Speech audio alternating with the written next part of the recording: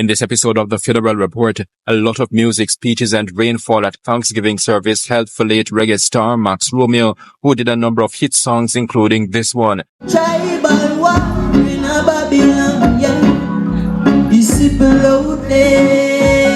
One of Max Romeo's 11 children, who also was his manager, said plans were afoot for him to perform overseas this summer, and she said he was not badly ill for any protracted period of time. He always told us that, look, I'm not going to wear pampers, I'm not going to ill for no time, I'm just going to get sick and I'm going to die like Scratch. And that's exactly what he did. Max Romeo died 5 days after a funeral was held for another reggae music icon, Cocotte, and his Thanksgiving service took place 2 days after the death of reggae superstar Junior Byles. The deaths and their impact on the musical genre have not escaped the attention of Entertainment Minister Olivia Babsy Grange. We're losing our pioneers and we're losing our greats. And we mustn't take it for granted. Max Romeo's wife said it is hard for her to have lost her 80-year-old husband, adding that his passing has left what she described as an unfillable void in her life, and a number of the people who gathered for the star-studded funeral in St. Andrew actually journeyed several miles from Linstead in St. Catherine, where Max Romeo lived for many years. Among them is councillor and member of the People's National Party Sidney Rose, who spoke highly of his late constituent. As he's a man dignity, he's a man of compassion, and he's a man of love.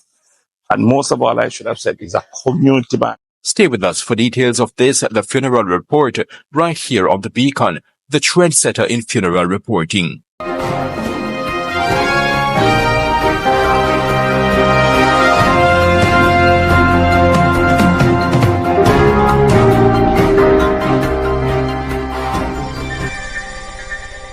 Life-size images of the late reggae music superstar Max Romeo made to complement the decor in different sections of Ranny Williams Entertainment Centre in St. Andrew. The occasion, a funeral, but it felt more like a concert. Jah is my life and my salvation, so whom shall I fear?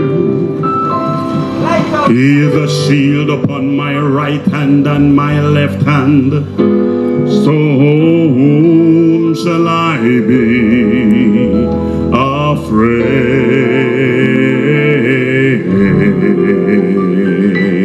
The audience there on one side of the amphitheater, soaking up speeches and musical tributes. Some of the songs, including the one you are about to hear, were selected from Max Romeo's rich repertoire.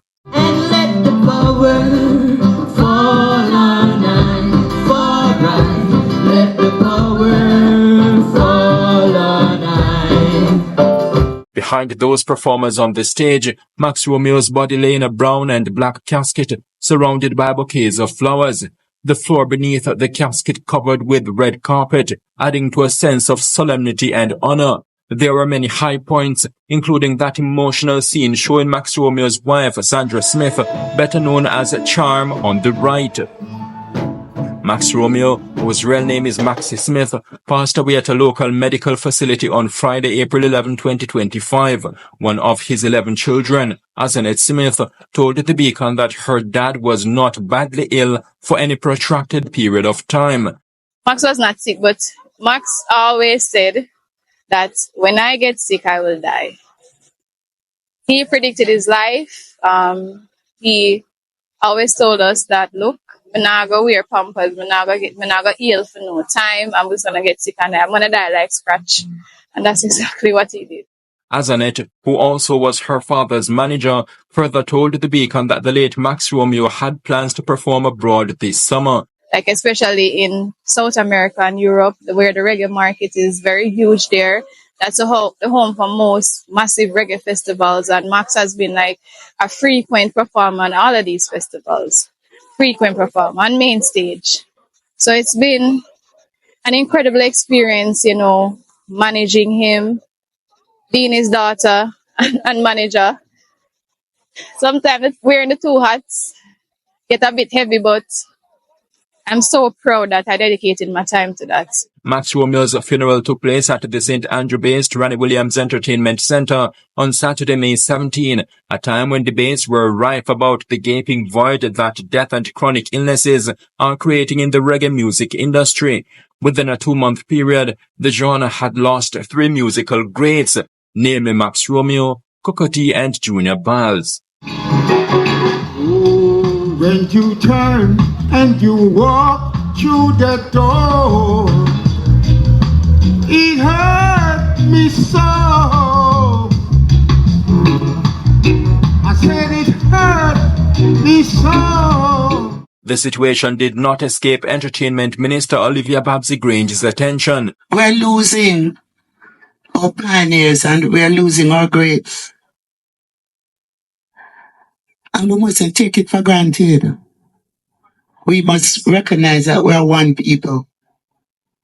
And we must love each other and not just gather in moments like these.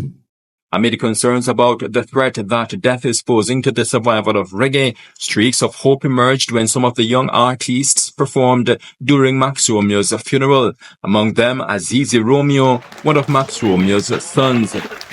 So the music will be continued through my siblings, Aziz, Zana, and Rolly. They do music as well. They've been touring with Max for years.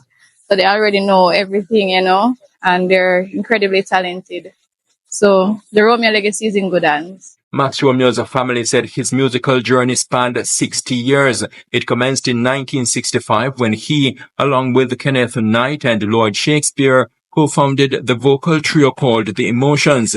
A few years after that, in 1968 to be exact, Max Romeo launched his solo career.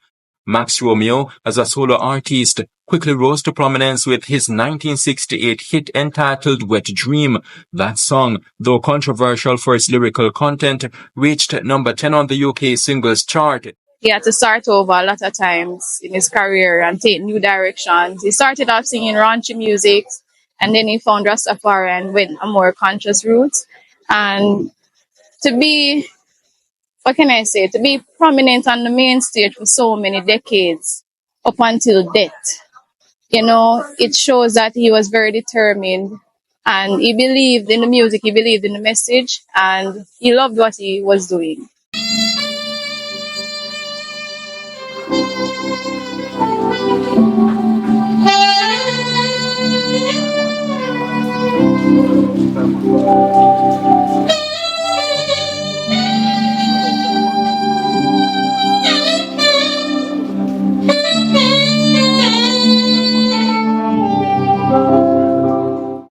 We can say that his 80 years with us were well spent.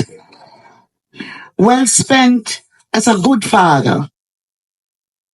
Well spent as a kind man. Well spent as a community person. Well spent as a humble, very humble individual.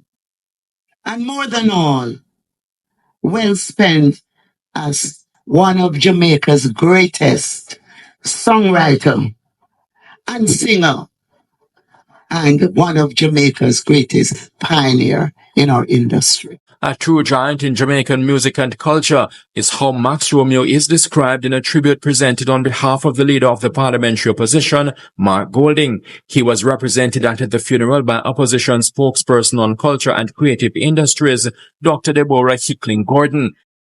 I really missed him because he's a man of dignity, he's a man of compassion, and he's a man of love. And most of all, I should have said, he's a community man.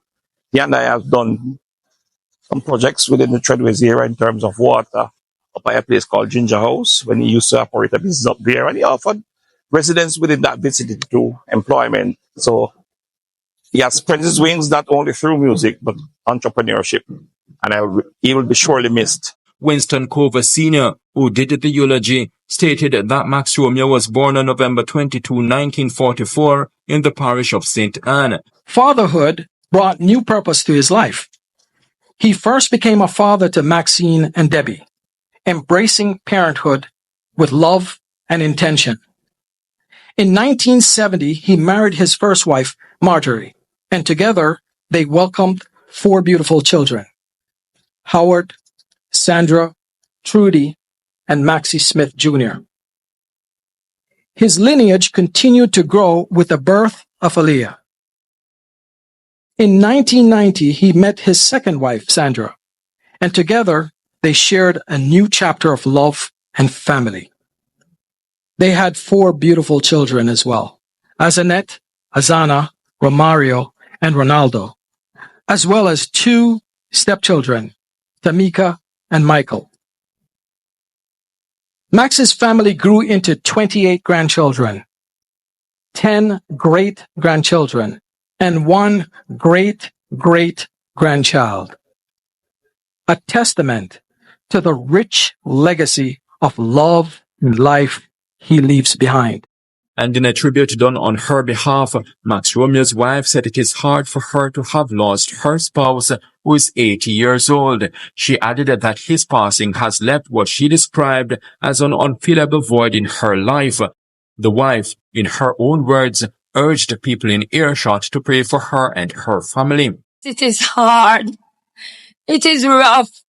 As the song say, how do you say goodbye to someone who you has been with your whole life? How do I? Please keep me in your prayers and my family. Please. The Thanksgiving service eventually ended after a number of other tributes, as well as the sermon presented by Bishop Raphael Myers. Pallbearers removed the casket from the amphitheater and placed it inside a Paris funeral home hearse. The bereaved family confirmed to the Beacon that cremation will take place.